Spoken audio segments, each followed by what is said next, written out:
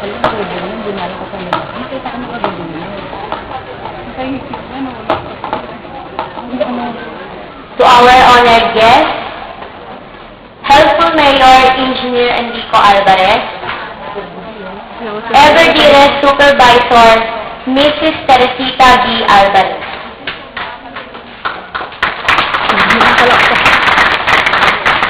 Our very own principal, Mrs. Cynthia C. Cadua.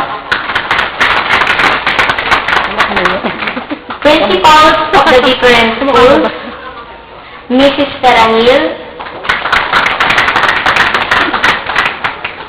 Mrs. Incabo,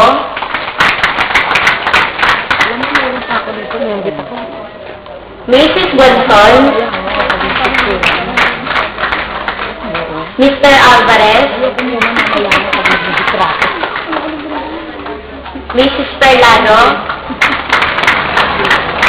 barangay officials, parents, teachers, co-graduates, ladies and gentlemen, to all of you who are gathered here today to witness our graduation ceremony, welcome and good morning. Graduating from the elementary grade is a very important event that we have to celebrate. It is the proof that we have successfully surpassed 6 years of hardship. Dear classmates, let us congratulate ourselves. Sabi nga ng matatanda, malayo pa ang ating pupuntahan. Marami pa tayong pagdadaanan. At marami pa tayong bigas na kakainin. For the past 6 years, we were diligent in studying our lessons. We were industrious in making our projects and assignments.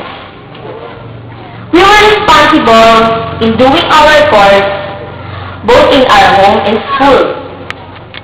We were honest because we did not steal. We were obedient to our parents and teachers because we recognized their guidance and respected their wisdom. We were punctual in coming to school and in submitting our projects.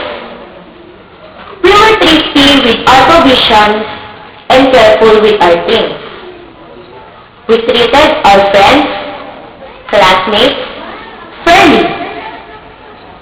These are the things that we practice for the duration of our elementary days. Diligence, responsibility, punctuality, thrift, and justice are the traits that we acquired. These traits and values are the keys to our success today. Dear classmates, as we leave our alma mater to pursue opportunities and better education, let us not leave the values that we have acquired. Instead, let us contribute this to our better future. Let us always remember that this will open the door to success. Let us not forget this day. Lumingon sa pinanggalingan upang makarating sa paroroonan.